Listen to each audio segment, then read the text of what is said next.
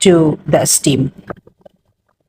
I placed it inside the steam. Yogurt is ready.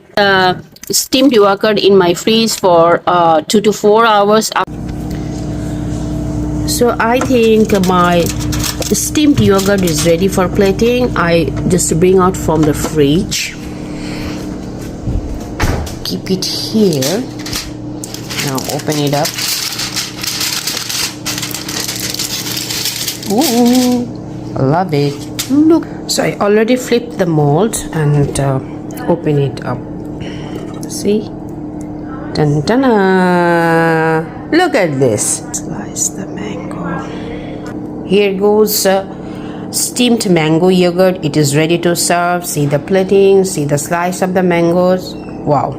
It's amazing and it's so gorgeous.